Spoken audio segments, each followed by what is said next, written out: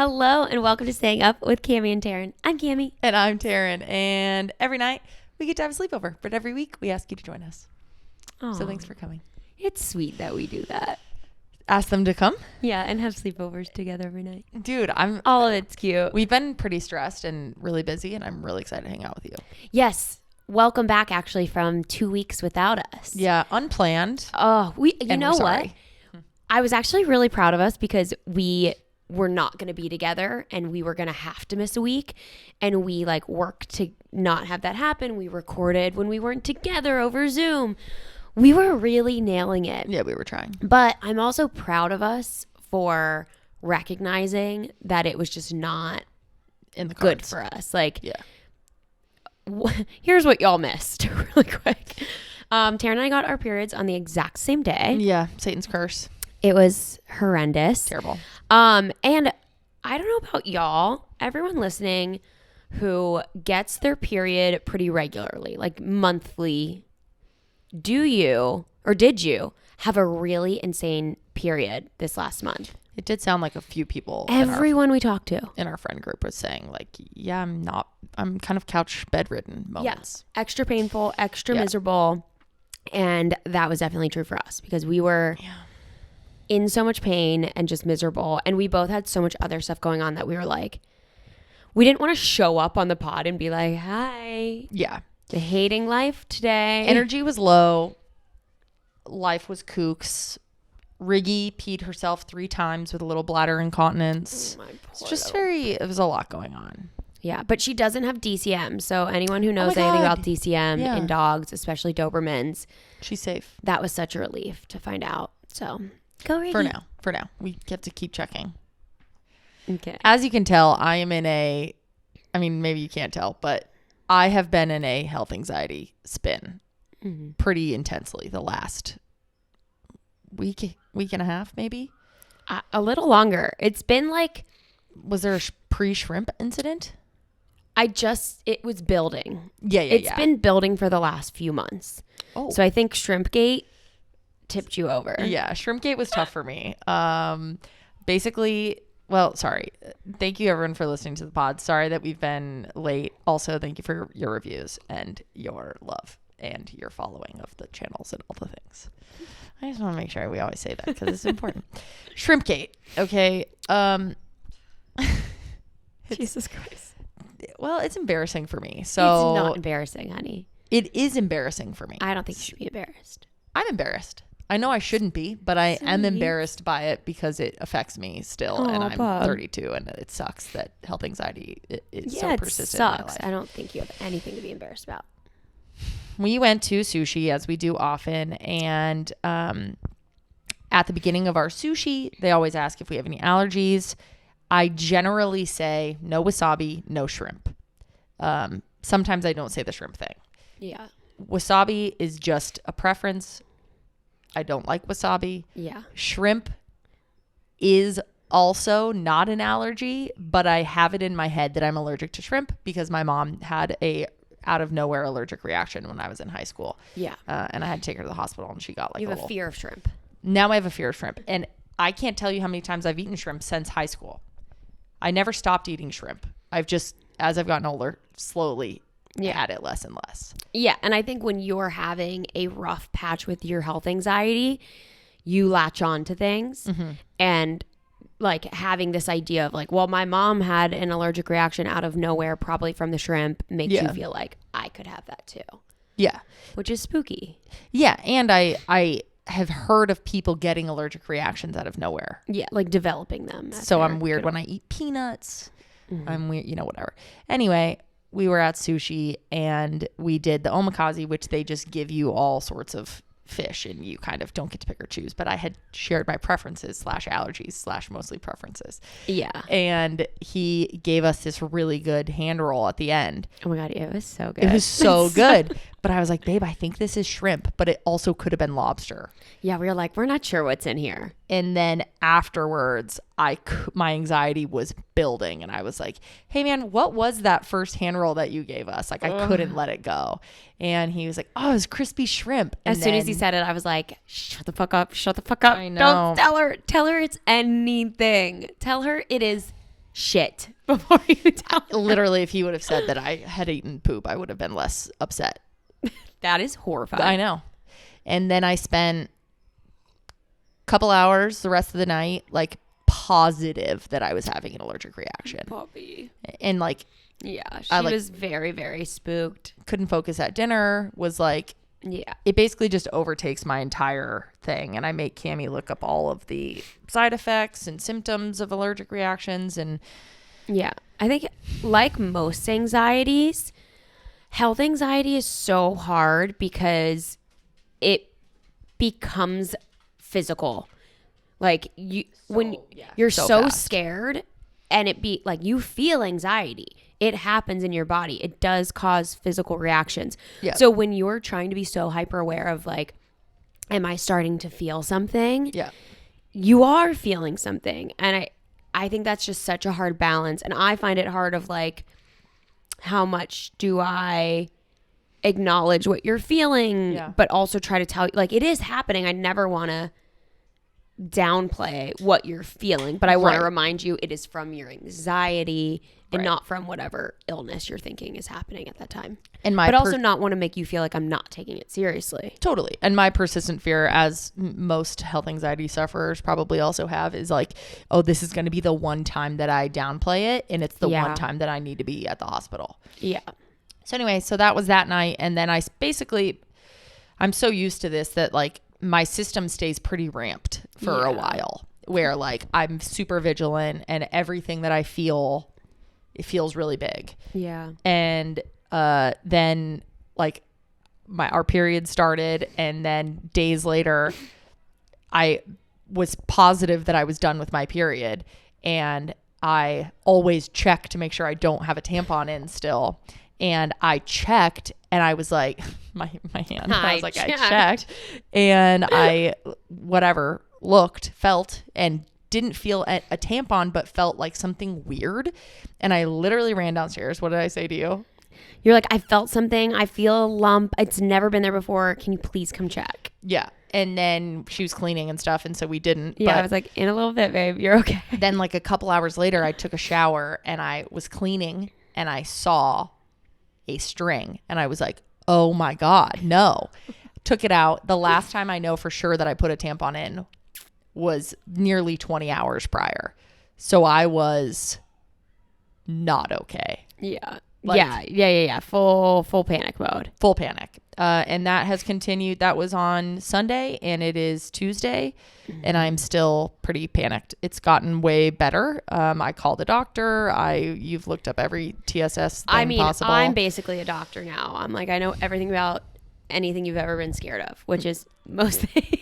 Yeah, I've like collected all the data possible to know that lots of people leave their tampons in for long periods of time. If you guys are ever curious to follow Taryn's health anxiety journey, just follow her on Instagram and look at her stories, because probably every other week she's asking y'all questions about like, has this freak accident or weird illness thing happened to you? What were the signs? Like, I feel like you've talked about writing a book of like really like sweet like quotes and whatever. Yeah. You should do one of all of your findings, because you have a case study here. I do. Yeah, I'm a doctor. Yeah. Well, you're a doctor. I'm the doctor. You have a case study from all of your questions. Yeah. I mean, I've seen so many specialists and doctors and all of the things, and I will say thank you to all who responded to my story, because a lot of y'all have left tampons up there for a little too long. A long time. But I will say I was very clear about what sort of responses I wanted. Like, I can't have too much information, but I need a little bit. And I feel like everyone understands my health anxiety to some extent. And is being like, nobody gave me horror stories. Nobody was whatever. So most people's responses were like, yeah, I left it in for 2 days, but I was completely fine. No symptoms. Like, everyone added, but I was totally fine. Yeah. So that was kind of sweet. And turns out toxic shock syndrome is like way more rare than we think it is. It doesn't really happen anymore, especially from tampons. I read a study from the UK that last year, I don't know what year it was, but in 1 year there were only 40 cases of TSS, and only 20 of those were from tampons. Yeah. which is like, that's shockingly low because we don't put as many chemicals and stuff in our tampons anymore. So Yeah, they're still not good for you, but yeah, they're not good. Don't leave them in. But if you also have a fear of TSS and you left it in for a little too long, you can kind of like take a breath of relief. I called You're one of those okay. on-demand doctors and I told, it's actually really funny. I still don't trust her, but she said, how long has your tampon been? Was it? And I said, I think like 20 hours. And she was like, oh, you're fine.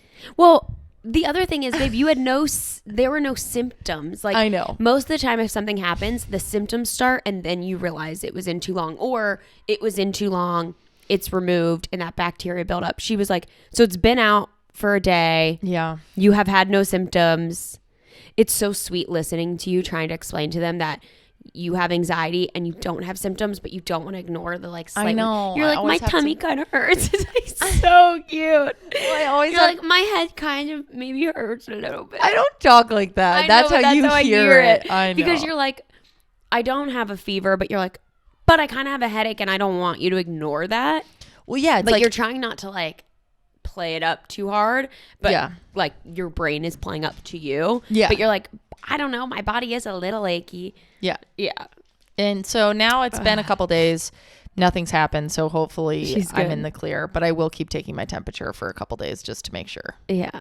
Isn't it funny that we went from one fish gate to another fish gate? Cammie, that is disgusting. Shrimp is not a fish, is it? Yeah. Yeah, It's a crustacean. What a word. crustacean. Yeah. Crustacean. Well, anyways, that's our update. Yeah, That's so where that's- we've been. So if you've been wondering why a podcast isn't up, it's because we were dealing with Fishgate 1 and 2. Just a spin, you guys. That's the nice way we're gonna put it. It was a little. I baby think you're doing spin. great, I baby. think we Proud made of it out you. alive. There has not been, and I think you really need to keep this into perspective.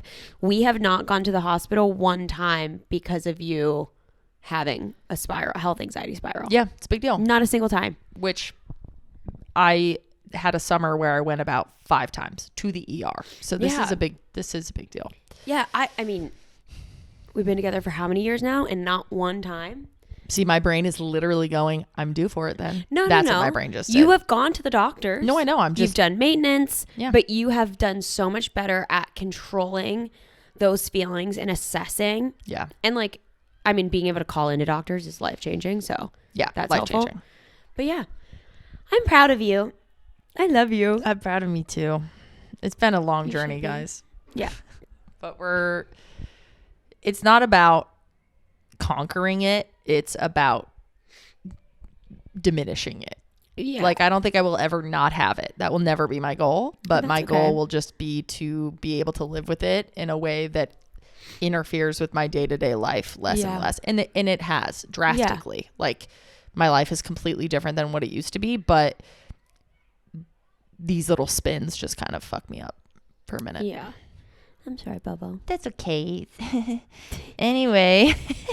Should we get into our topic for the day? Because Yes, we have a real topic today. we've been trying to talk about this actually for weeks and weeks and weeks, but then we just have been having too much fun talking about whatever we've talked about on this podcast that we've never gotten to it. Yep. And we didn't want to give it only a couple minutes because it's a big topic and it is at least in the top 3 questions we get asked. Yeah. It is probably the question that I see if I were to take all the questions collectively and just zoom out a little bit. This is what the question is. This is the question. Yeah.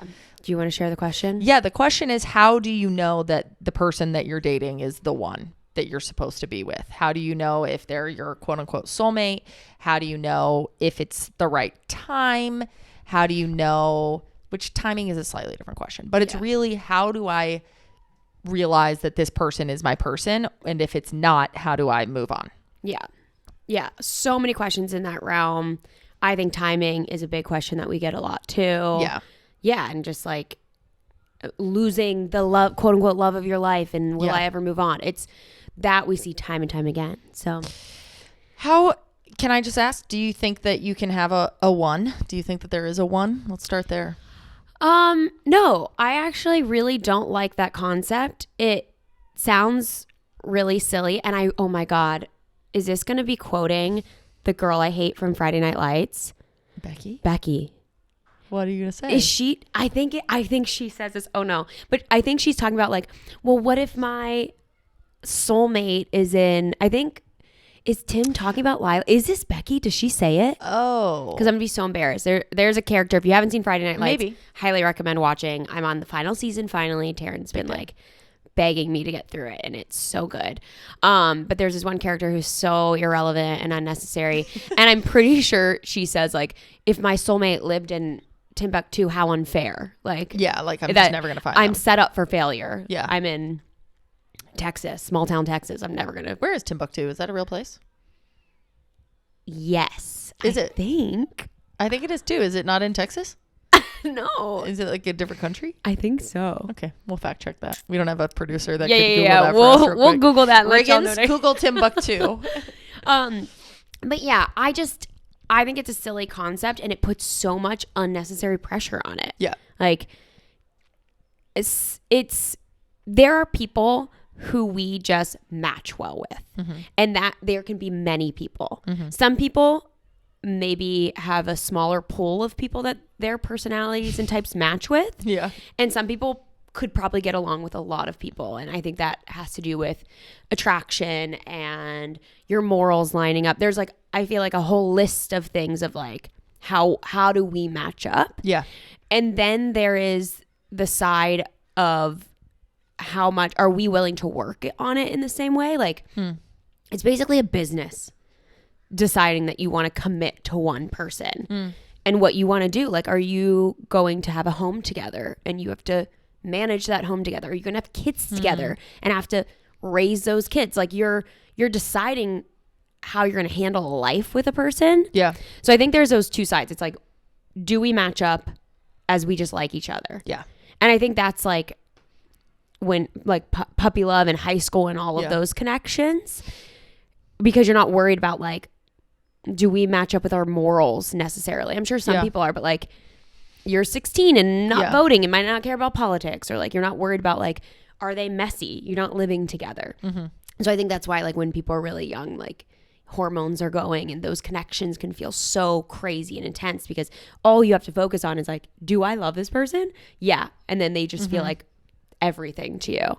But I think there's a lot of layers to it, and it's hard to find a person who all of those layers match, and where you don't match, because inevitably someone cannot fulfill everything that you need at all times in every single way. Are you willing to kind of like balance out and work on that together? So yeah, I don't think you could have a relationship with every person in the world. I think like the pool is small, but there's not one. That's so scary. Yeah.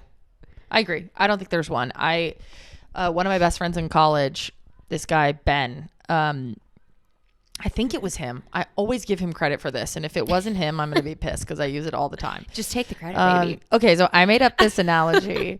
No, someone always said that it like your soulmate is kind of like car shopping, and that there are 99% of cars are not going to be your car. You're like, I'm not even going to shop for a truck. I don't even like that body, that color. Well, that Yeah. sounds a little too intense now.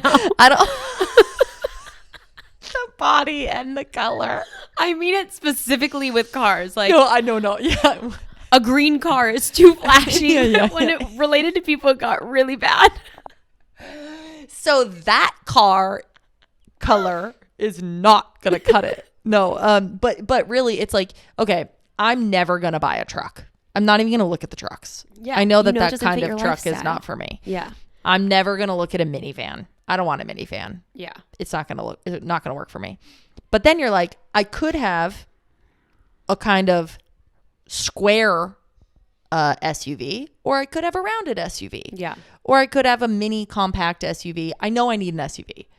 Then you go, okay, this SUV comes with this trade-offs. This one comes with this. This one comes with this. And then you narrow until you basically decide, okay, what overall is the better car for me? Yeah. And that is, I think, been the most useful way that I've thought of soulmates. I love this analogy. Where it's kind of just like, it's easy to say like they're not, you can't make it work with everyone, but you can make it work with a select few. And And I you don't compromise and and I don't think that your life would be dramatically better or worse once you find those few people that you could make it work with. Exactly. Like if you've had multiple serious relationships in your life, it's like, hopefully if you're good at picking people, you're like, I could have gone the long haul with you, but it would have been less good. Yeah. Certainly I can say that now. You're like, it would not have been optimal for my life, and it wouldn't be the best mother or wife or business partner or whatever, but I generally know what I like enough to where like we could have been fine. Yeah. And like with that analogy, it's so perfect that different people are great for that moment of your life. Right. Like you might want the sports car for a little while. Like that might fit your life really well. You might want the truck for a little bit of time. Well, that's where the metaphor kind of falls apart, right? No, I feel like it works really well because it's like those fit at certain times, but you're kind of looking for the overall one that fits most of your life at all times. It's like, it's not your weekend car. It's like every day. It is just a little bit better than everyone else. And like, maybe a sedan will come into your life and you really thought you were going to get an SUV, but then that sedan, you like, actually, it does have enough trunk room. Like, Camden Scott, what is up with you? I don't mean any of these like this. You're finding a weird way into everything. I love it. Just don't overthink the metaphor. But that makes a lot of sense where like someone will surprise you. You might think like that was so not your type. Yeah. Or this isn't going to fit. It's too big. This one's too small and tight. It doesn't have enough room. You need to stop it. You need to stop but it. Yes, I 1,000% agree. So then the bigger question, and the question I want to talk with you about is, how do you know once you get to your optimal 5 people that you could make it work with, 2, 3, 4, whatever people, what is the difference between when you say this is the one and this is not the one? Yeah. What has it been for you? I think that for me, hindsight is so helpful because I think people are asking this question when they are either with someone and unsure if they stay and take it to the next level, or they've just lost someone that they really wanted to take it there with and it didn't work out. And I think in those moments, I question a lot in my life, but in my mind, I'm like, it's almost like when you're taking the am I gay quiz. If you're asking the question, you are at least a little bit like that way where I'm like, if you're questioning, is this my person so much? That worries me, like that extreme doubt. Not to say that that's like 100%, everyone's a little bit different, but I think once you realize like, okay, one, I get along with this person, I enjoy this person, we vibe, I'm attracted to this person. Once those are checked, now it's, do we match up to exist together? Do we want the same things? Do we both want kids? Yeah. Like I think there's some really big non-negotiables that it's really hard. Love is not enough.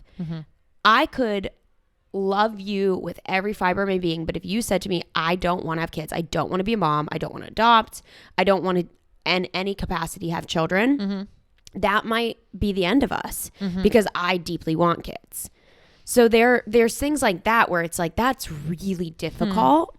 But those are the things that you have to think of. Like, I don't feel like this question is that easy of like, this is how you know, this is how you don't know. So for me, I knew you were the one because I had all of those. Like, I'm so attracted to you. Thank you. You're welcome. I deeply enjoy being with you. I guess I should have said, you're welcome. Yeah. Thank you. I love being around you. I love watching you around other people. I think that's a really big thing personally for me. I like to be so proud of who my partner is. And like every time we leave a group setting, I'm like, God, she's cool. Like, I'm just so proud to be a spectator of your life. Like, I feel like your cheerleader. And I knew for me, I wanted that. I knew that that was important to me in a relationship. So it's like, so I have all these things. I have this attraction. I have this like comfort, and I enjoy you and I'm proud of you. And then it comes into like, okay, I know you're great and you're going to make a great partner. For now, how do I know that it's going to go into the future? And I think that we have the perfect balance of we're really on the same page where it counts, and we challenge each other in other ways. You're not just a yes man, you know? You're not just like, yep, I'm a yes girly, I guess. Well, that's all I've been doing for a while, so I'm sorry. Like right now, I'm just like, yeah, I'm like, she's not a yes. You're like, nope. But we all have different things, and we really just have to. No, we don't. Shut up. You have to like assess what it is that you want in a person, and I think once you have that, like, okay, we clearly get along. I'm clearly into you. I'm proud to be with you. Then you just look at that other aspect of like, now do I want to do life with you? Life is going to happen. Shit's going to happen. You're going to lose your job. You're going to lose family members. Like bad stuff is going to happen. And I don't want a partner who I don't feel safe with in those bad times. So like that's another big thing. It's like you go through those things that not everyone's going to have. You could be attracted to a lot of people. You could vibe with a lot of people. But then are they going to show up in those ways? And I think once I realized that, yeah, you are like getting together in the beginning of COVID and going through that and like really having hard days, but being like, I'm glad that she was here for this. And like not wanting to like run and hide from you. Those are the things that made me be like, okay, this is it. I have all of the perfect things that if I like listed for my perfect partner I have, plus getting through any kind of bad shit and just managing life. And then it's like, okay, areas that we want to improve on, those are things that we can work on. Those are things that can change. Like I would never want to change a person to fit me. So it's like, I don't want to convince somebody to want to have kids. I don't want to convince them to live in a certain area or whatever, raise our kids a certain way. But there's ways that you can compromise, and there's ways that you can convince each other of things that are more trivial and things that you can say, you know what, we don't agree on that and whatever. Yeah. Yeah, that's why I know that you're the one, and that's why I married you. I love you. I love you. That's cute. Cool. Yeah. Thoughts on that? Thoughts on your thoughts? Yeah. Agree, disagree. Well, there's a lot said there, so let me see if there's It's a hard question. That's why I was scared of this episode, because I was like, I don't know how to I can't answer this in a concise way, so I'm not even going to try. I'm going to ramble, and hopefully y'all can take something from it. Yeah, I think what's hard for me is that this was probably the scariest question for me growing up. Like this was the thing I was most scared of. And my mom would always say, when you know, you know, trust me, when you know, you know, when you know, you know. And then I just don't think that exists the way that you think it's going to exist. Yeah. You're like, wait, I have a doubt? Then I don't know. They're not the one. Yeah. I just don't think it's that clear. Especially when you have anxiety. I think in retrospect, I can say now I know. Yeah. But I don't think that I had the moment of this is without a doubt the only person, the person that like, ouch. No, with anything I've ever done. Yeah. I've never been sure about anything. Yeah. The surest I've been about anything is you. But I've never been, I'm not going to lie and say that there's never been a doubt of like. Yeah. I mean, that would be normal. Yeah. So I'm like, of course. So I guess, were you always who I wanted the most? Yes. I can say that without a shadow of a doubt. Like, you're the person that I was like, even in the relationship, before, in it, and someday if I live longer than you, after, which is the saddest thing ever, and it's going to make me kind of cry. But like, I've never been more like, whoa, I'm so in awe of this person existing, and I want to be by them every step of the way of everything I say and do. I want to be there with you. Like, I just love being by you. I think that is, I'm certain about, but I can't, as someone who is chronically doubting everything in my life, I can't say for certain that there's no better person for me out there, because anyone could. We don't know every person. Yeah. So I guess maybe when you know is really more like, is this the person that you want? Yeah. It's And not, I'm like, is there another person out there? It's not about anybody else. It's about well, I think you it's and that people person. saying, is this the best person for me? And I think that's the question that I think is that's not such a toxic actually thought. answerable. You don't know every person. Yeah. And your person will change. Yeah. And every other person in this world will change. And at times, someone else might be better for you. And at times, your person, you know Scary. but you know what I mean? Like life ebbs and flows, and that's kind of how it works. That you can't know that there's no better person. And like, you don't even know what that would look like. And if somebody is right now, if there was like an app that showed you your compatibility with someone, one person was better for you right now, who's to say that once you're in the relationship for some reason you don't know. Totally. It's not about other people. It's about you and the person you're with. Yeah. And how you feel about them, and both of your willingness to work to be the best for yourselves and for each other. Yeah. More than you're not. What I think is really weird is that before this episode, I was just kind of journaling to myself and just thinking like, what do I feel about this? Like what is my answer? Yeah. And I basically said exactly what you said. I said, this is not an easy question to answer, which is what you said. You said, I feel so proud of who you are. I love your otherness. Like, I love that you feel different than me. And I love watching you be you. I love when you do your makeup. It's like something that I think is so cute because like, I don't understand what's happening, and I don't understand why you care so much. And I don't understand really any of it, but I look at you and I'm like so interested in something that I'm not interested in at all because you find it interesting. And I don't think I know I haven't felt that with anyone, friends, family, anything, then I feel it with you, where like there's so many things like that where I'm like, that's so weird that you can make me like something that I don't like, but not enough to change me. Like, you don't make me want to be like appreciate you. It. I just appreciate that you like it. Yeah. And I want you liking it around me. Yeah. Like, and I feel that in makeup's a small example, but like, I just feel that in so many realms of our life where I just constantly am. I'm not sure I understand. Same girl. Siri wanted to get in on this. I'm like, there's like a appreciation and like a respect for you for being who you are, and like just like a nice level of mystery where I'm like, that's crazy. Whoa. Like, cool.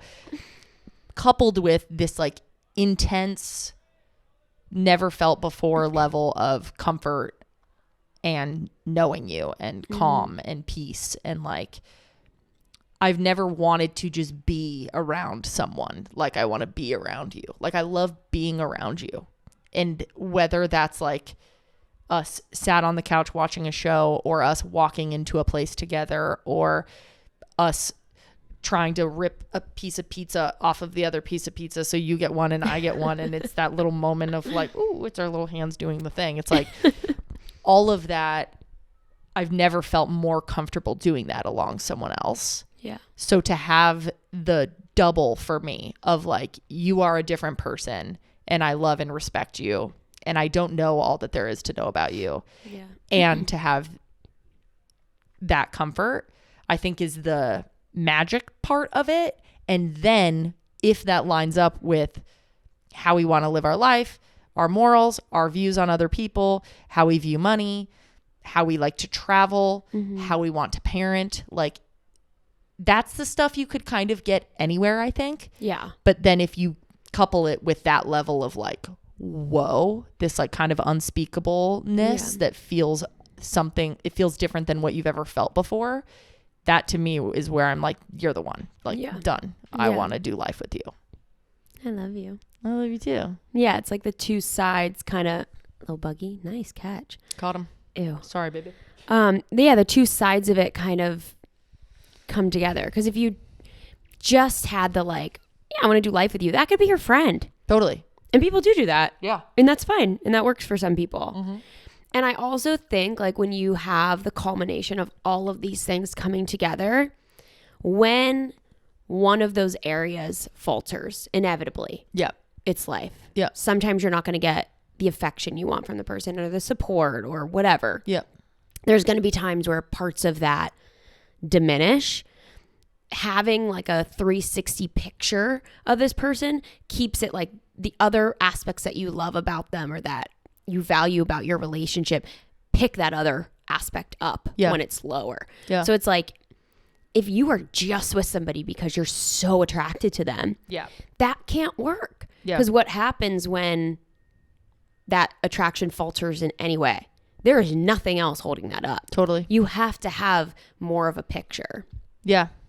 Yeah. And so I think maybe the when you know is more about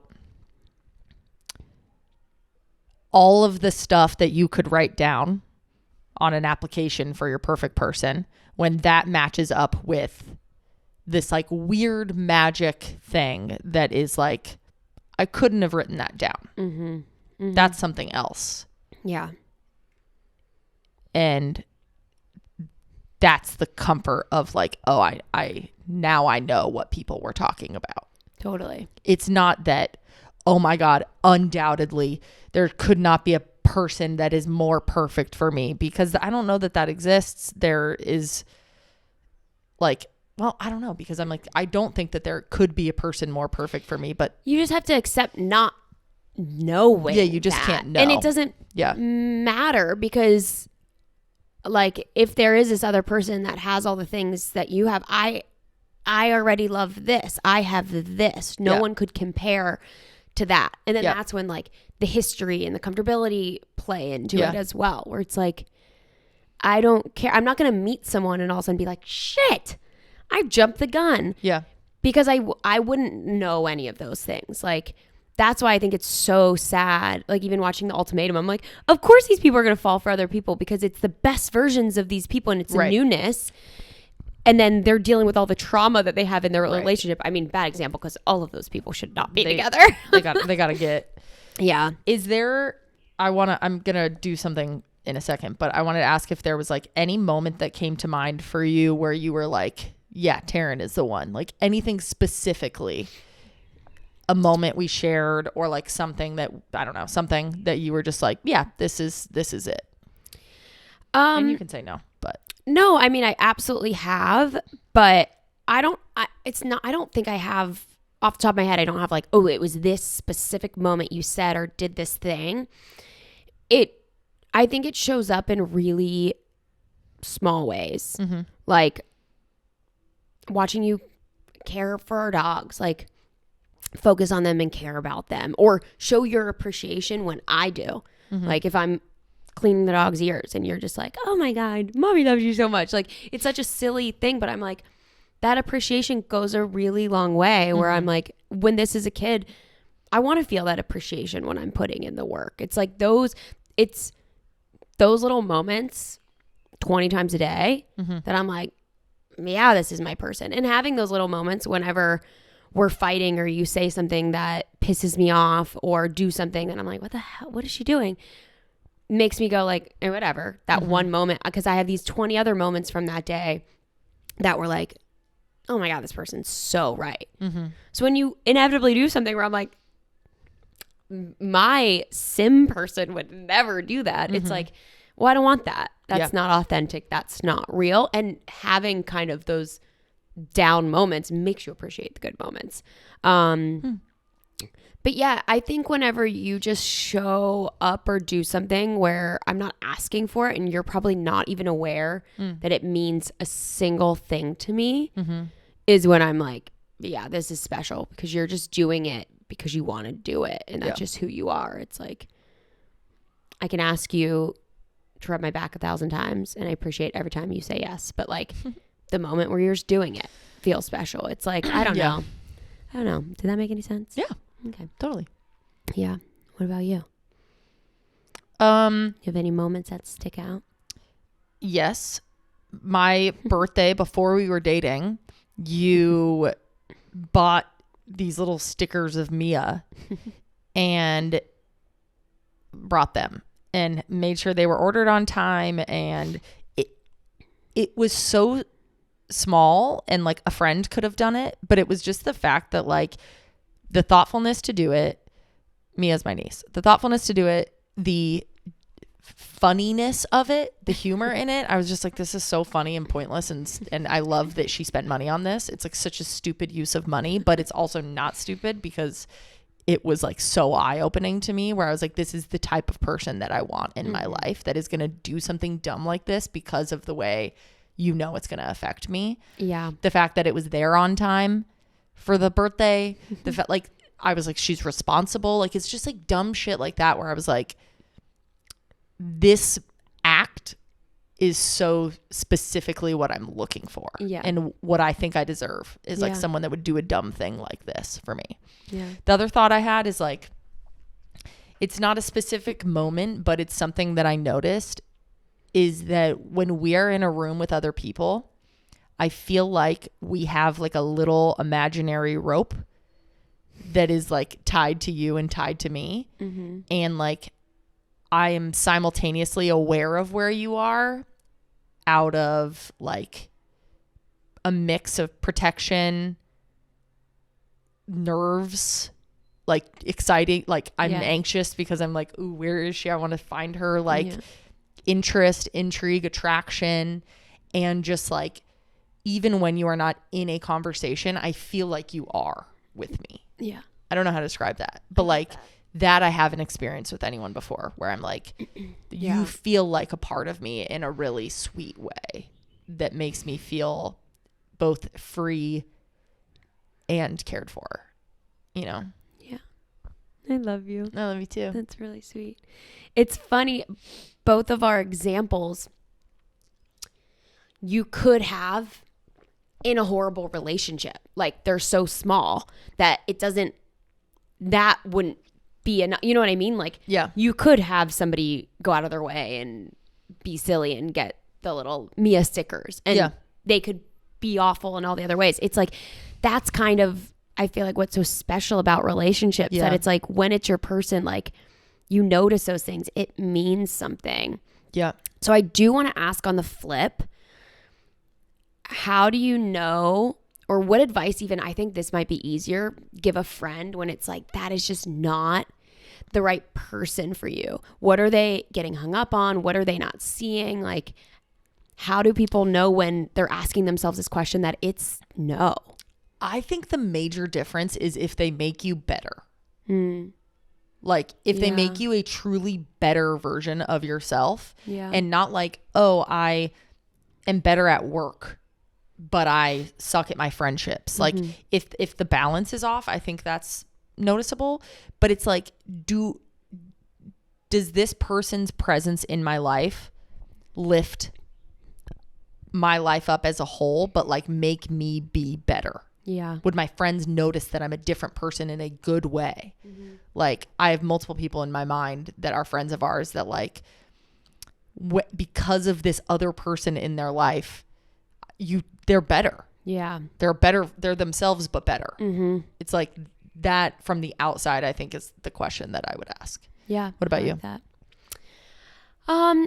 I think the two reasons I notice people staying in relationships too long, or that I've experienced, is was that the question? I mean, I kind of just like asked a wide thing, but this is just what's on my mind for this. Oh, okay.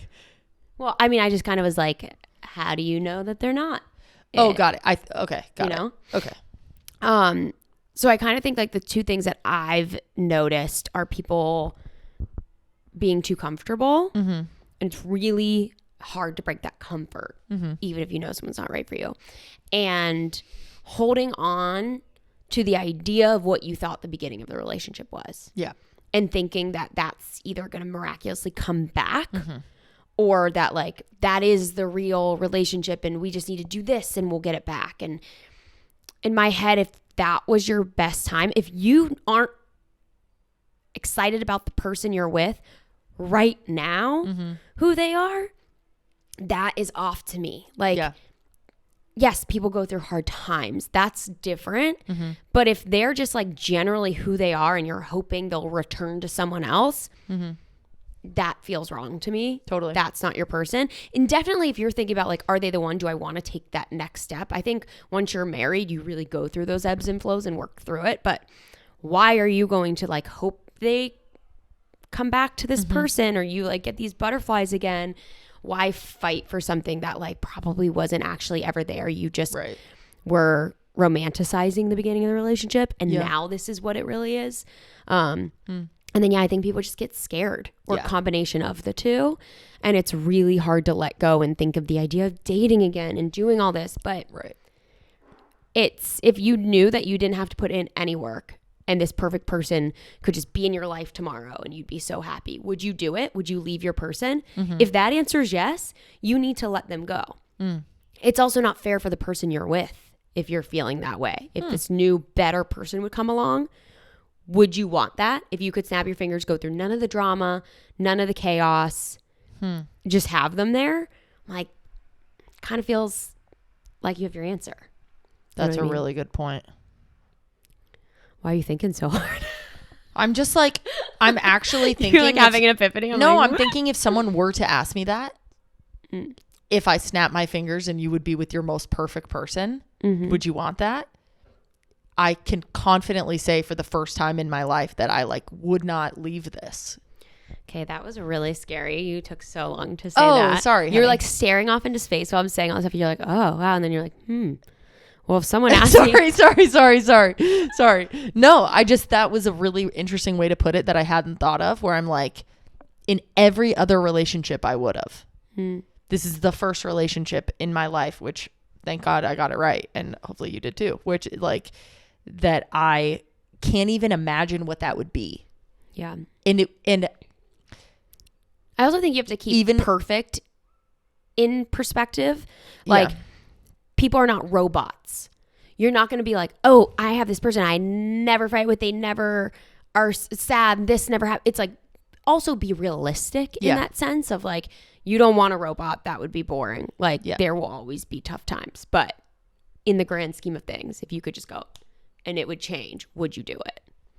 Right. And I just, this, I guess, second half of that is that like, even if there was a more perfect person for me, I would miss you. I don't know who that would be. And I don't know what they, like, the stuff that makes you not, the stuff that we like disagree on, I think I would miss it. Yeah. Yeah. It's like, that's so weird to think about. I'm actually like, no, if you like gave me just like Cammie 2.0, I would be like, I want Cammie 1.0. Bring her back. Yeah. Send her back in. Wow. That's crazy. Yeah. I thought a really cute thing that I could do would be to ask some of my friends who are either engaged or married, how they knew that their person was the one. So I texted some friends before the episode. Oh, I'm so excited. And I want to share a couple because I think this is does a super good job of illustrating how different we all think about this question. Yeah. So they all said that they're down to be named. I'm going to read a couple. So this is Tyler and Taryn. They just got married. I asked this to them separately. Taryn, I asked, how did you know Tyler was the one? She said, I knew T was the one for me because he always accepted me for who I am and never tried to change me. He encouraged me to always be the best version of myself, and he never got annoyed with my daily 8 p.m. calls with my parents. In fact, he would join them. Oh, which, like, adorable. Really cute. Tyler said, for me, it's a combination of two things. One, from Clarity and Connection, it's a book, it says, love is when everything is aligned. And I learned that we were aligned on all of the most important things: how to treat people, what we value, what kind of life we want, how we spend our time, how important we think it is to grow, etc. And two, it was so important for me. It was so important to me how we work through conflict. Every relationship will have conflict. So for me, it's not about avoiding it or looking for less of it. It's that when we have it, it is pleasant and respectable to work through. It is a mature problem. It's mature problem solving against a problem versus fighting each other. Oh. It took me a few years to find both of these things. It took me a few years to find both of those things were right on. And that was when I knew it was right. There were other things, but those are the major two. Anthony said about his fiance, Lexi, they get married in September. Here are my two simplified. One, we share some values. We share same values / care about the same things, family, work, fun, etc. All that. And 2, we respect, challenge, and support one another. Lex and I call each other a team. We never go at anything alone, always together. I realized Lex was the one when number 2 became more apparent. Number 1 is something I think you can find with a lot of people and is required for any strong relationship. Mm-hmm. So I'll read a couple more, but so far you're seeing that like it's not instant for most of these people, which I think is interesting. Like it's more. Well, we like the same things. We vibe. The vibe. Yeah. That's instant. Yeah. But you, like we've all said, you can have that with a lot of people. It's like the extra special thing of like, I need that you're like, after a couple years with them, you're like, oh my God. Yeah. Yeah. This is it. You have it all. So these are really sweet. I asked Tinder Christina, who I went on one Tinder date with. I love that you still call her that. And I literally tried to type her name into my phone to find her, to text her. And I typed in Tinder and I was like, where is she? Where'd she go? First name Tinder, last name Christina. So Tinder Christina just got married. And she said, I knew she was the one 2 times. First was before we met. She told me this story about a girl she went on 2 terrible dates with. And she told this story so fucking well. I was like, holy shit, I want to listen to this girl tell stories for the rest of my life. Oh, second was when we both showed up 10 minutes early to our first date. And being punctual is like one of my most integral qualities. Was sold immediately, texted my group chat that I was going to marry her as soon as she took her first bathroom break. Is it that those are really special moments? Because when you think back, you don't know anything about this person yet other than that they can tell good stories and that they were on time. Yeah. Sure, that's not enough. But I do really think that sometimes in those moments, you just kind of know that everything else is going to fall in line. Totally. And maybe that's dangerous because then you look past things when they don't line up. But knowing them, it clearly did. Yeah. And there's just something about it. Sometimes your person does something that is pretty insignificant, but it kind of just makes everything fall together. And you're like, I just think that you're it. And I hope that you're it. Right. And then it's you're that. like, it's like what I said earlier, it's like this wanting where you're like, I really want it to be you genuinely because it would make me better. Yeah. And like, it's this sweet little hope. So, okay, this is the grand crescendo, of course, from Callie. Of course. Our friend Callie is the perfect person. She just like shows up and says everything perfectly and just always makes sense. So, I asked how she knew Austin was the one, and she said, when we had been dating for about a year, I was having some doubts and reached out to a friend. So they were already dating for a year. Then she was having doubts. Reached out to a friend who had found her partner and asked how she knew her husband was the one. She asked if I had Vox, the walkie-talkie app, and proceeded to send me an 18-minute voice memo that genuinely changed my entire perspective. She said that most couples she had seen chose their partner based on all of these different constructs. What was their religion? What was their style? What was their job? How attractive were they? What was their vibe? Like me wanting a man in a camping tent in Big Sur drinking coffee and reading his Bible, LMAO.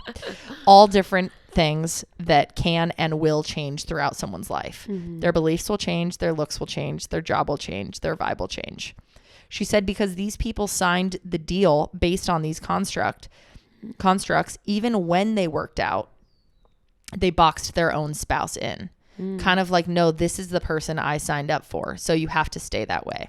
Wow. She said the only question you need to have the answer to in deciding to find deciding who your partner is do you love their soul, the absolute core essence of their being? Do you love that? If you do, awesome, move right along. She said, unlike other couples they have observed, they gave each other the most freedom to evolve and change because that only brings them more in touch and closer to their core essence instead of the least freedom. And then she added, also, there's going to be shit. There will be shit with anyone you're with. So you have to see if their shit is something you're built to handle or something you're not. But keeping in mind that whoever you end up with will have their own stuff, and that's not the most ideal all of the time. If I cleared all else out and asked myself, do I love the essence of who he is? It was, the easiest question of my life. Oh, that is so sweet and so powerful and so true of like, all of those things can and will change. Yeah. So if you build it off of that, where's that foundation when Yeah. things inevitably change? It's like, do I love Yeah. their soul? Yeah. Is so kind. Then we and, can, and if you do work through everything out, you can make it match up. And that's why sweet. I think I feel so good about like how we just say we like to be by each other. I think it's our souls being like, It just feels good. found you, you know? Hug. Soul hug. And when I was writing earlier, just trying to get my thoughts straight, it was like the only thing I kept coming back to was like, I genuinely like you. Yeah. Like, I don't just love you. I know like that you. I love you, but I like you. And that's harder for me. 100%. I love a lot of people. Yeah. I don't like a lot of people. Exactly. It's so funny that like is so much stronger. Totally. Like a lot of situations create love for people. And like that doesn't go away, but it's like, I like you. Yeah. So hopefully that cleared up some questions anyone might be having. That was really cute. I loved that. Did you like it or just love it? Both. I liked it and loved it. You love me? I love you. You love me? Why sad face? I don't know. Just making a face. Shall I read our listener story for the day? Yeah, we've already had so many people at this sleepover. Tinder, I know. Christina, It's Callie, so some many boys. guests. Okay, you want to read it? Yes, let's do it. So every episode we have someone join us and tell us their gossip through one of us. So Yes. Cammie will be sharing some goss. And if you would like to share goss with us and get some advice or just get our thoughts on it, you can send us your stories at stayinguppod@gmail.com. Right? Yeah, my leg is asleep, and if you start to see me Yeah, panic, you're it's shaking, because baby. of that. I know I need to stop. Okay. Ready? Yes. All right. Our little pee-pee of the day is Lena. Lena. Cool name. Did you pick it, or did they give themselves a fake name? She gave herself a fake name. Cool name. She was like, you can call me Lena. I was like, I will. I love that name. Love it. Okay, so Lena is bisexual, never has fully gone there with a girl. Cool. But she's bi. And for her birthday, she goes to Vegas, her 28th birthday. Wait, sorry, but she has with a man. I'm not sure. Okay. You always ask so many questions. I don't know this girl. That's a basic cue. It doesn't matter. Okay. She's bisexual. I know, I'm just That's curious. the context you need to know. Okay. And she's never fully gone there with a girl. Okay. So she goes to Vegas for her 28th birthday with her best friend, Sammy, who is straight, but not. will never fully close that door to women. It's kind of like, I'm pretty sure I'm straight, but never say never. I wouldn't close myself off to anything. Okay. So they've known each other for years, but in the last 3 years, they've become inseparable besties. Love besties it. for the resties. Love it. So the entire weekend, they're having a blast in Vegas. They go to a music festival called Lovers and Friends, which is a little foreshadowing. Okay. They go to bars. Lovers or friends. Yeah. Bars, clubs, breweries, brunch, Barnes and Noble. They said, I know. I love that was added in. They're never going to pass up a bookstore. These girlies That is cute love as a bookstore. fuck, but why They're are we- clubbing and going to Barnes and Why are Noble. we at a bookstore in Vegas? Okay. So the whole weekend's great. We're on our last night there. Yep. And they decide to kind of keep it pretty chill because they have a really early flight. And she just turned 28, not 21. We got to That's why they're at a bookstore. Exactly. Okay. So they did. Oh, what just happened? It just went away. Help. Get it back. Go back to, is it in there? Yes. Oh my God. Whew. I thought it just deleted the whole file. Scary. Okay. Anywho. Any hoodlum. So they decide let's just go get dinners, drinks, keep it chill, tuck in early. Tuck in early. Yeah. she said. So they go out, they get dinner, they start dancing, they're having a blast. And, them tucking it in early. I know. Is them The going chill dancing. the chill night kind of isn't a chill night. Isn't It's so chill. Vegas. What's a chill night in Vegas? Okay. And they start taking Mexican candy shots. Okay. Do you know what a Mexican candy shot is? Nope. Neither did I. Some kind of shot. I didn't Google it for the full ingredients, but the important information is that the rim It's has tequila. tahini and chamoy on it. Classic. It's I would assume it's tequila. It sounds good. Kind of want to try it. That sounds good. So they're dancing, and Lena notices some chamoy has dripped between Sammy's boobs. I did not know where that chamoy was going. I thought it was going to be on her lip, I her did too. face, her teeth, something. Her titties. Right between the titties. So, I mean, they've been out, they've been drinking, and Lena's feeling like a little silly, goofy mood. And she says to Sammy, if no one else gets that by the end of the night, then I am. And she's never said anything flirty like that to her. Like, this is a little, what was that face for? That was both crazy and like in a good way, but then also sent me down a terrible path where I thought by the end of the night, she's going to let that chamois sit there. Exactly what I thought. I'm like, say in 5 minutes. No, be like, just let me get I'm going to get that. Like, end of the night. Are we wrapping up the night? I know that bothered me as well. That chamois is going to go. You cannot leave. Dancing and her TTs. Of course it's going to be gone. That's awful. Okay. I'm immediately taken out. I'm trying to come back in. I know. It took me out too. So, okay. So they laugh it off and they just keep having a good night. Okay. So unsure if the chamois is gone or is still between the titties. Okay. We don't know. So the night is wrapping up. Again, we don't know where the chamois is. And they call it a night and they're going to head back to the hotel, get some food, get to bed before the early flight. Wait, the chamois never gets brought up again? We don't know what happened. Okay. I know. I have no update on the chamois. I'm sure she just wiped it off. I'm sure it got cleaned up. Come on now. And to this day, the chamois is still between the titties. Okay. So they get in the Uber. Yeah. Immediately, energy shift. Like that feeling like they're looking at each other like shit's about to go down. Yeah. So they're 5 minutes into their Uber drive and they start making out. Oh. They joke about like how that Uber driver should have paid them. Like it's steamy in here. They get back to the hotel.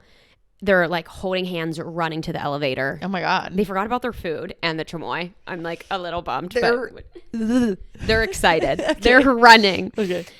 And immediately when they get to the room, they just start going at it. Bang. I'm going to do a direct quote from this little peepee because it's just important.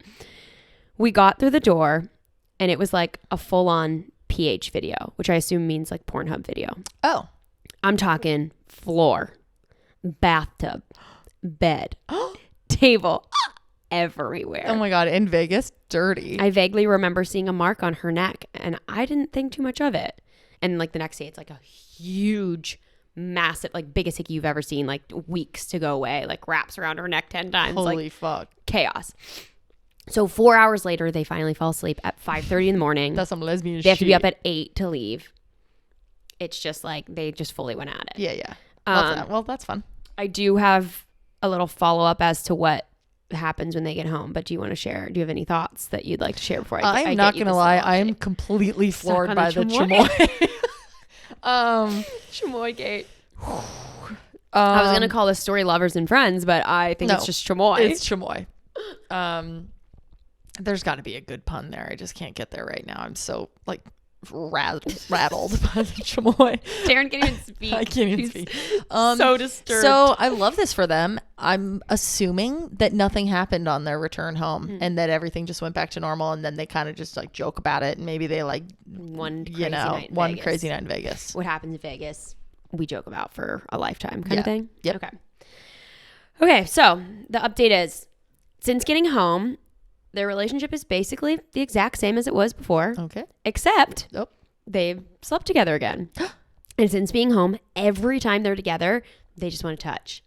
Aww. They are quintessential lovers and friends. It is like, it's giving me friends with benefits, but the way they're like wanting to touch and like, they seem so into each other to me. Oh my God. Wait, did you come up with that connection? Like lovers and friends, that it is that? They're literally at the Lovers and Friends. No, I know, but you saying that that's like their story. Yeah. I think she said something about it in the email. Okay, but like both brilliant. Duh. Yeah. Lena says, is that what we're calling her? Lena? Yeah. They're great at communicating with each other. Obsessed. They still consider each other just friends. Cool. Oh, I think maybe she wrote this. Each other just friends, or lovers and friends, if you will. I don't know if she wrote that or I wrote that, but whatever. Yeah, they're communicating. They're best friends. They enjoy each other so much, but they also just enjoy getting down. So, but did they just have sex one time? So it was extra time when they got home? It was unclear. Mm-hmm. In the email, it says, since we've been home, we have slept together, and every time we're together, we just want to touch. that is the context I received. So you're going to just have to use that little imagination. And then did we get any more context on the chamoy? I think the chamoy is still there. I do too. And it wasn't a hickey. It was like a chamoy rash. That is, I literally can't stomach that right now. But basically, question is from little PP Lena, is this going to get messy? Do we have any thoughts where this should go? Should it stop? I mean, no, it seems fun. Yeah. If two consenting adults are having a nice time hanging and banging, a little classic hang and bang, then just do that until you don't want to do that anymore. Yeah. Or turn it into something else. Like that's, yeah, everything's okay with that. In the context that she shared, hi Reagan's, in the context she shared, it sounds fine. It sounds like we are both being very mature. Like you said, you're communicating well. My only concern where I can see this getting messy is if one of you gets into a relationship and this now needs to stop. Yeah. Transitioning from like, we're down to like going canoodle. Down to being done. We're down to get down. What'd you say? From going down to being done. Oh. We're going down to being done. Why did I do that in my hand? I don't know. Going down. Not so sure. To being done. But I could see that being a problem, or if one of you develops feelings beyond friendship and begging it out. But keep communicating. Good luck. I think you got this. Keep us posted. I think have fun. Enjoy it. Y'all are vibing. I need to be really honest with you about something. Okay. I have been thinking about another woman's breasts. I know. Me too. And Sammy's and the chamoy. I know, but it's not even fondly, but I do need you to know that I am thinking about them. They did send a picture. Should we see if there's any chamoy? You're joking. They sent a picture? Yeah, there's a picture of them. I do want to see that. Email. Yeah, I'll show you. We'll show it later. Wow. But I'm going to zoom in for research purposes on the titties to see if there's any chamoy. I need to know. Sounds pretty chamoytuous. You've been searching I didn't even for that? do it, and it wasn't good. You know what? But you did it. Tumultuous. And we got to give you some credit for that. Yeah. You know? Yeah. Because I had nothing. Chamoy work and see if I can find something else. Yeah. No, not it either. No. But again, impressive effort. Chamoy. I can't. I'm literally so frazzled. I don't even think that I know what chamoy is, like the red stuff. I know. I was like, I don't think I've ever actually had it. Let's look up a little picture before we head out. I think it's like if you get like a michelada. Oh, is that what? Oh, I don't like that's chamoy what then, it I don't looks think. like is what I'm picturing. Chamoy. Oh, yeah, because it's like the creamy stuff, and then they use it to get the tahini to stick, I think. I unfortunately typed in champy, so give me one second. Yeah, chamoy dip. Take your time. Yep. Yeah. That is what is scarring me. Yes, that chamoy. is. Yep. Chamoy. All right. Well, I do hope that you got the chamoy off your breasts. Yeah, I'm sorry for being so distraught about that. It's just thinking of a drippy substance being stuck in between someone's breasts at a club for hours on end. You know, I think much. we overthought. I'm so glad you did too, because literally I'm looking for a good story. I'm reading this and I had to stop and come back to it. Yeah. So I know you're my person because you also did. Yeah. But to clear it up for all of our listeners, what I'm assuming happened is you guys are dancing, whatever. You see a little fell and you say like, it would be awkward to be like, does anyone get that? Because if they're not, I'm going to, and then do it. Like it was easier to be like, if nobody gets that, I will. If nobody gets that by the end of the I night. know. But I'm assuming they were like, ha ha ha, and she like cleaned it up. I hope so. But like that. Please write in and tell us what happened. Chamoy gate. We don't need to know if you guys are still hanging and banging. We just need to know if she got the chamoy off her titties. Yeah, please do. And Please how let us know. quickly. And send us a picture for proof that it's gone. Taryn Arnold. It's a joke. We gotta go. We love you guys. Thanks for hanging out, and we will see you next week. Thank you. Also, leave a review and subscribe. Goodbye. Bye.